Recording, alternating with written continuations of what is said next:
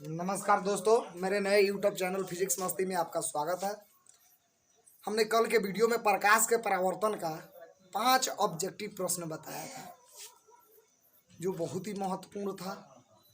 और आपका सिलेबस है, इसलिए हम जो है लाइन से पढ़ा रहे हैं, लाइन से बुझ रहे हैं ना, क्रमबद्ध तरीका से पढ़ा रहे हैं। तो आज जो है हमारा वीडियो का सेकेंड पार्ट है। इसमें जो है कुछ और ऑब्जेक्टिव प्रश्न है जिसको देखना है।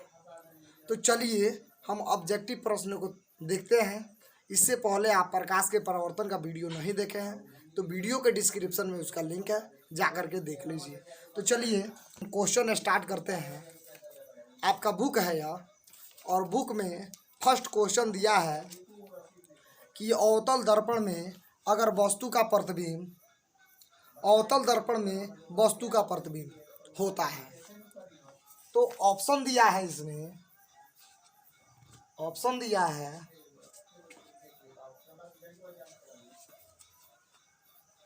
आभासी होता है,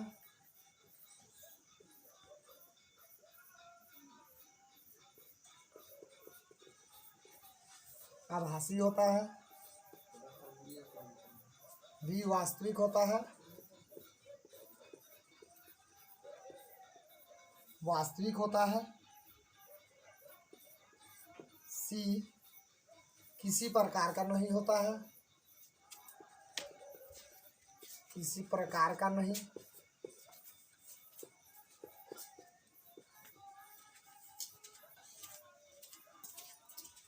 डी है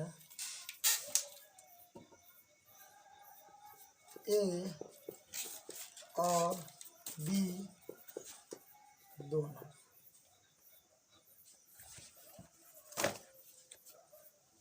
प्रश्न है अवतल दर्पण में वस्तु का प्रतिबिंब होता है। ऑप्शन नंबर 1 दिया है आभासी, 2 है वास्तविक, 3 है किसी प्रकार का नहीं, और 4 जो है ए और बी दोनों होता है। तो आप लोग ध्यान से, अगर अवतल दर्पण में बने प्रतिबिंब की स्थिति आपको पता होगा, अगर आप देखे हैं और नहीं देखे हैं तो डिस्क्रिप्शन में उसका लिंक है, देख लीजिएगा। उसमें दिया है कि अवतल दर्पण में वस्तु का आभासी प्रतिबिंब भी बनता है और वास्तविक भी बनता है। तो देखिए आभासी और वास्तविक दोनों बनता है। तो अगला प्रश्न हम देख रहे हैं। क्वेश्चन आपके डिस्प्ले पर शो कर रहा है, उत्तल दर्पण में वस्तु का प्रतिबिंब होता है। ऑप्शन आपके बुक में है, मैं देखता हूँ और आपको बताने की कोशिश कर रहा हूँ। 1 नंबर दिया है, ये नंबर जो है आभासी होता है, बी नंबर जो है वास्तविक होता है, सी नंबर है किसी प्रकार का नहीं,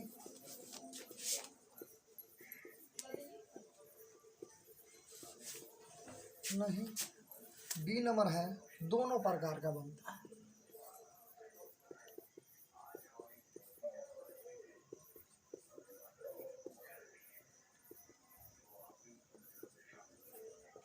यानी ए और बी दोनों बनता है। इसमें क्वेश्चन में मैंने ऑप्शन में यह बता रहा है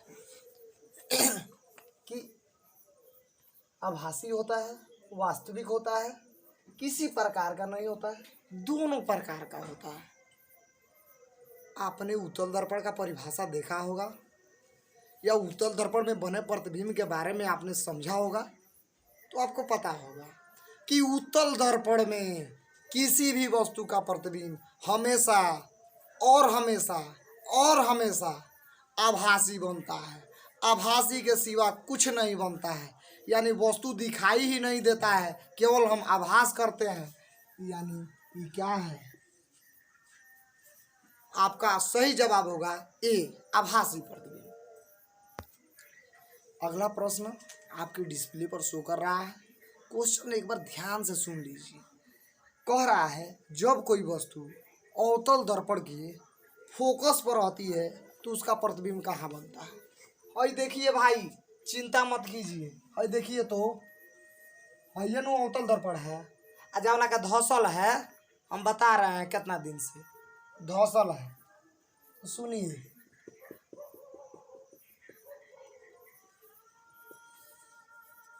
ध्रुव है, कहाँ स्थित है वो वस्तु?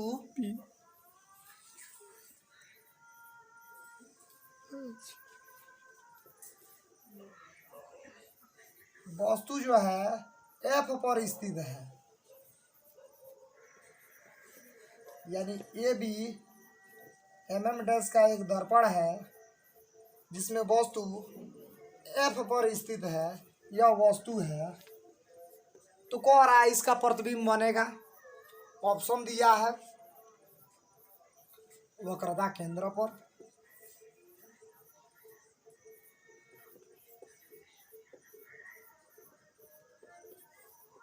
वक्रता केंद्र पर, बी है अनंत पर,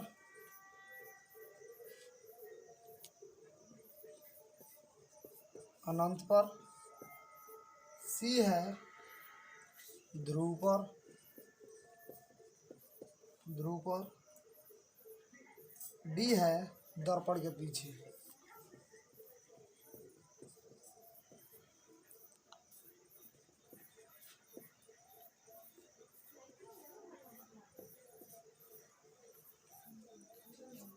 अवतल दर्पण में कभी भी अगर वस्तु का प्रतिबिंब फोकस पर हो तो उसका प्रतिबिंब जो दूसरा प्रतिबिंब बनेगा वह अनंत पर बनेगा। यानी अनंत की वस्तु को जो है वो अगर फोकस पर कोई वस्तु स्थित है तो उसका प्रतिबिंब कहाँ बनेगा? अनंत पर बनेगा। तो देखिए इसमें आपका ऑप्शन बी दिया है, यह क्या होगा? सही होगा। अगला प्रश्न आपके डिस्प्ले पर शो कर रहा है, इसमें कुछ नहीं कर रहा है, झोल झपट कुछ नहीं है, इसमें डायरेक्ट कह रहा है कि गलत कथन को चीन लीजिए, बात सब खत्म है। तो चलिए गलत कथन को चीनते हैं। ऑप्शन नंबर ए में दिया है कि अवतल दर्पण में आभासी प्रतिबिंब बनता है। अवतल दर्पण में आभासी प्रतिबिंब बनता है।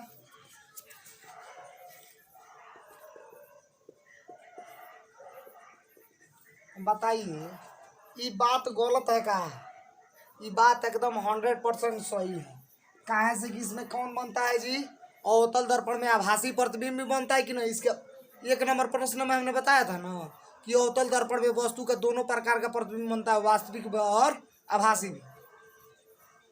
बी नंबर दिया है, बी नंबर कह रहा है कि अवतल दर्पण में वस्तु से छोटा आभासी प्रतिबिंब बनता है। अवतल दर्पण में वस्तु से छोटा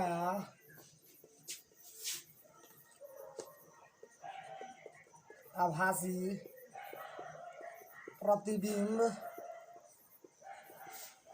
बनता है। बताइए तो हमने अवतल दर्पण में बताया था कि नहीं कि अवतल दर्पण में किसी वस्तु का हमेशा और ही हमेशा मतलब अवतल दर्पण में किसी वस्तु का बड़ा प्रतिबिंब बनता है। यानी पहले ही गलत हो गया। ऑप्शन नंबर सी क्या दिया है देख लीजिए। ऑप्शन नंबर सी है उत्तल दर्पण में आभासी प्रतिबिंब बनता है। उत्तल दर्पण में आभासी प्रतिबिंब बनता है। उत्तल दर्पण में आभासी प्रतिबिंब बनता है, ये बात गलत है क्या? नहीं गलत है, ये बात क्या है? सही है। और डी नंबर देखिए क्या कह रहा है। डी नंबर कह रहा है उत्तल दर्पण में कभी भी वास्तविक प्रतिबिंब नहीं बनता है।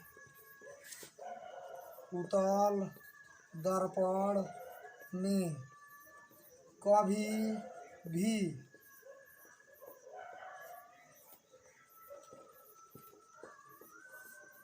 वास्तविक प्रतिबिंब नहीं बनता है। उत्तल दर्पण में कभी भी वास्तविक प्रतिबिंब नहीं बनता है। अच्छा ये बताइए, उत्तल दर्पण में वास्तविक प्रतिबिंब बनता है? कमेंट कीजिए। नहीं बनता है कि नहीं? नहीं बनता है।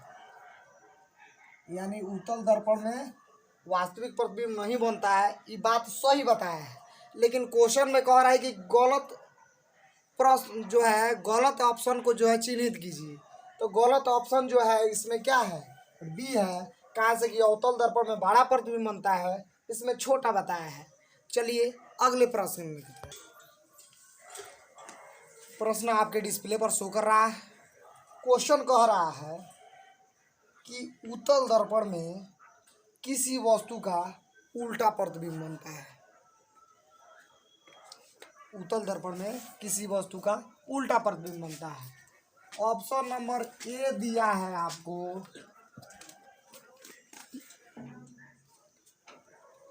किसी भी शर्त में नहीं।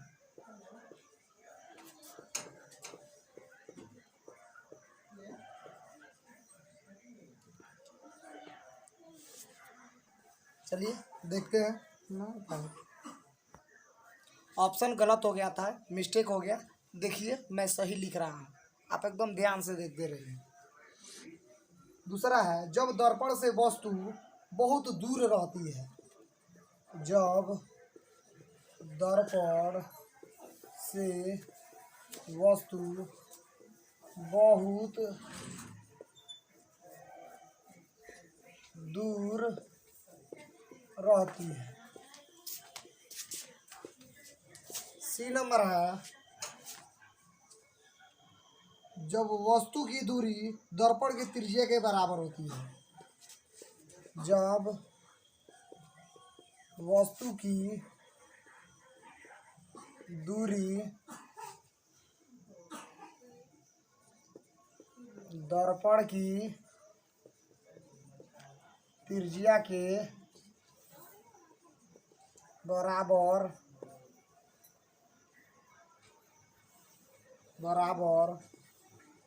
रहती है।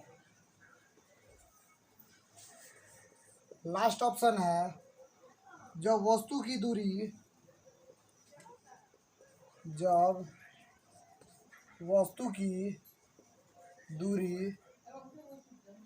दर्पण की फोकस दूरी के बराबर होती है।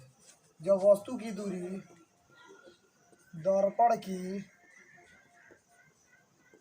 फोकस दूरी के बराबर रहती है।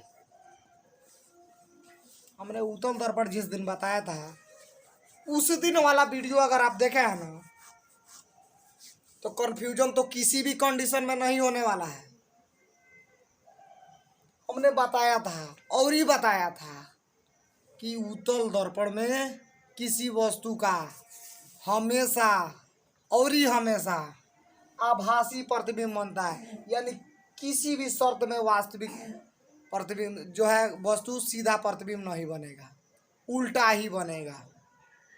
यानी उत्तल दर्पण में किसी वस्तु का किसी भी कंडीशन में या किसी भी शर्त में उल्टा प्रतिबिंब नहीं बनेगा।